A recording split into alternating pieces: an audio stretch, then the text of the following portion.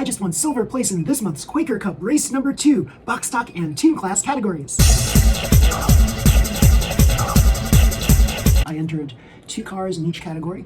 I entered Spider-Man, my muck frame Spider-Man, as well as my new Korea muck frame. And unfortunately, this one coursed out a lot and didn't make the finals. This one did, and it ended up in second place. Pretty cool, pretty cool. So remember that this is the one that has all these extra stickers on there, giving it another 2 grams of additional weight. Pretty cool. I needed it, definitely, because the track that we were racing on, very fast track. There were so many points of contention where you could course out, so the extra weight really did help. Pretty cool. So here, as you remember, this is Pango.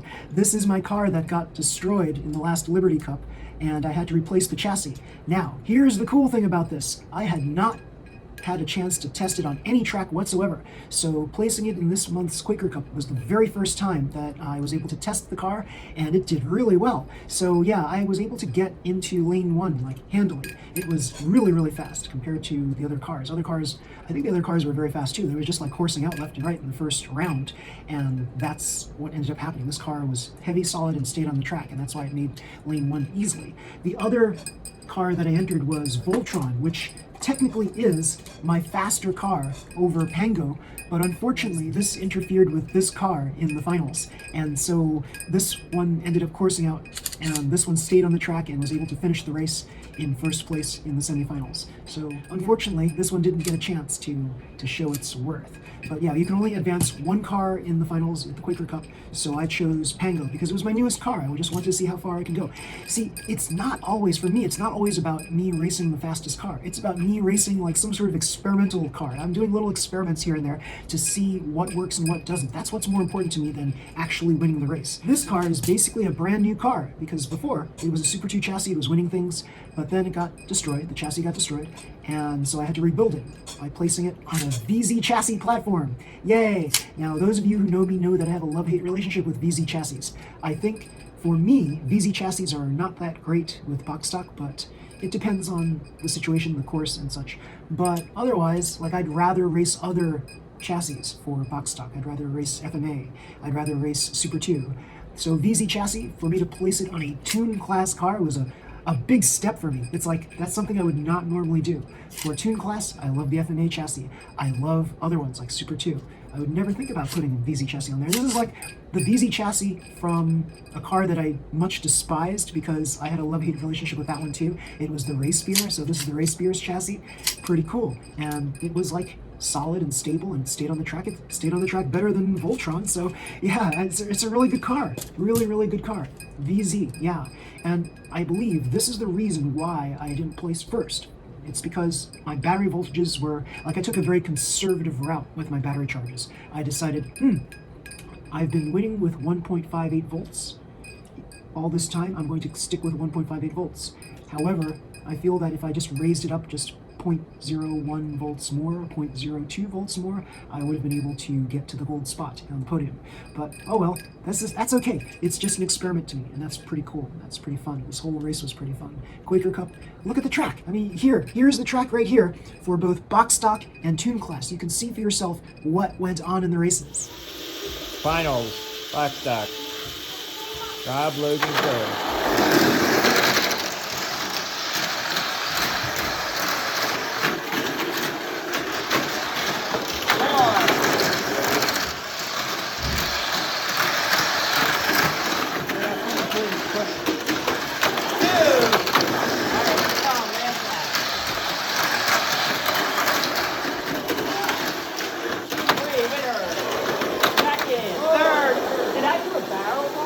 This is Quaker Cup 2, Tune Class Finals.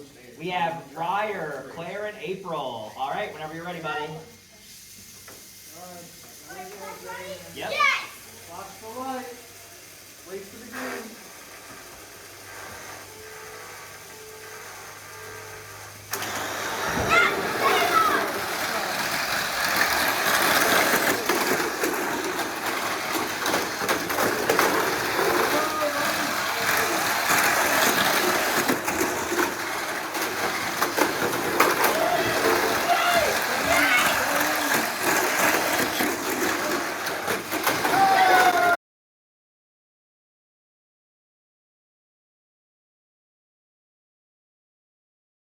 So my prizes for box stock and tune class. For box stock, I actually won a different car, and I decided to trade it for this one. So yeah, this is the Astral Star Tiger version, and I like this because it's got a polycarbonate reinforced MA chassis. Those of you who know me know that I have a totally hate relationship with the carbon reinforced FMA chassis. However, for MA chassis, it's better. So yeah, pretty cool, pretty cool. Not perfect, but better. I also got, for tune class, I got this, the Brocken Gigant. Yeah, premium special. Can't have too many of these, right? It's just like mock frames, you can't have too many of them. However, I did try testing my Brocken Gigant on the track, and it kept on slowing down and stopping at inopportune times. And what ended up happening was I found that there was very little clearance between the chassis and the cowl. So the chassis, the tire that is, and the cowl. So the cowl here, as you notice, it's only a smidge higher than the wheel itself. So every time it landed, something was going on where the cowl kept pressing into the tire and it wouldn't proceed. It would just stop there. It would slow down to a complete halt. So there was something weird about this chassis, this car, this cowl with that track. So it's not reliable. This car is not reliable on that track. I did try racing other FMA chassis too. This one actually did fairly well in it. This one, Purple Rain with the high rear tail, it was pretty good. And I also had a shot with this one too, but I don't think it would have been, well, maybe it would have been better than this other one. I mean, this is Spider-Man, and it's a tried and true car for me. Like, I was racing it at home on my home tracks, and it did fairly well on it. This one here, I mean, you know the legacy of Optimus, right? Like, I actually replaced all of the chassis parts on it because like the whole thing was starting to fall apart, and so I just wanted to keep the cowl, and yeah, just continue to call it Optimus because yeah, I like the coloring that I placed on it. It was pretty cool. So other box stocks that I tried and failed with include the Black Bear, Mini Cooper. Now both the Black Bear and the Mini Cooper are Super 2 chassis, and unfortunately, even with the weight gains on this one, this thing kept coursing out anyway. But this was actually more stable than the Mini Cooper. So it was staying on the track, and yeah, it was pretty darn fast. It was just, it's just a little too light, and the tires a little too slick. And yeah, I think with harder tires, it would have fared better, unfortunately. And I re-cracked off this spring piece over here. So, oh no, I have to glue it back on again. So other tune class chassis I tried this one. So I didn't have a proper atomic tune in here because lo and behold, my atomic tune motor in this one, the one that helped me win gold last month, it died. So I was like, oh no. So I switched it out to a torque tune motor, and it did fairly well. It was still not as fast as my other torque tune cars, but I tried it on the track, and yeah, experimenting around, this was still pretty good. Pretty darn cool. So then I also tried the Dacia, and that was also not as fast. And yeah, and this one here, my rev-tuned motor car, this was okay. It kept on wobbling on the track, and so it wasn't staying put on the track. So it was a little too light, I think.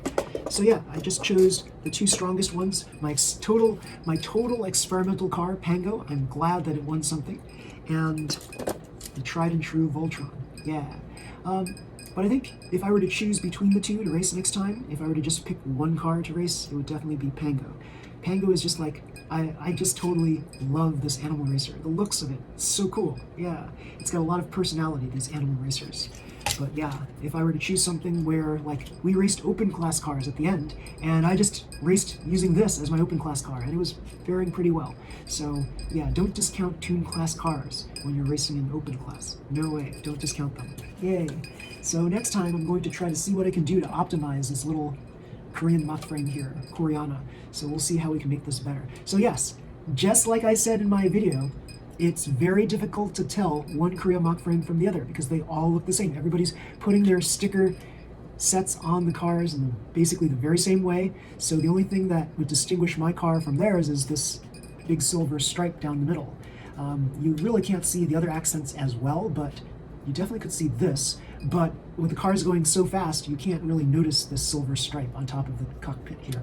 So yeah, one racer, Bob, had a sticker on the bottom so you could tell which was his car, so that was pretty cool.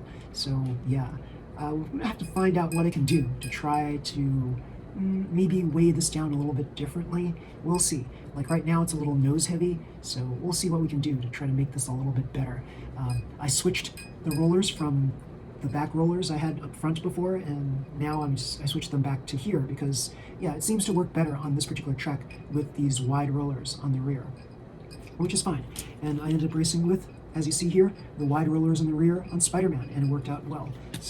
So yeah, with Spider-Man, I feel that this could have been pushed a little bit too. I was running it in a very safe mode with about 1.54 volt batteries, and I had tested it so that it'd be 155 during testing, and it seemed to run fine with 155. I was a little afraid of amping it up too much. Maybe I was going to try 156 next, but I was afraid that this might course out. So during the several rounds of races, this was coursing out with really fast batteries and also with the rollers in a swapped position. So I just wanted to run it safe and basically get to the podium, and then once I got to the podium, I just wanted to secure a spot on the podium. I wasn't so concerned with speed in the final race. I was more concerned about just staying on the track. So that was my experiment with this one for today. Pretty cool, pretty cool. So yes, if you like this video, everybody, please slam the like button, subscribe to my channel. You'll see more videos just like this one. Until next time, everybody, see you, bye.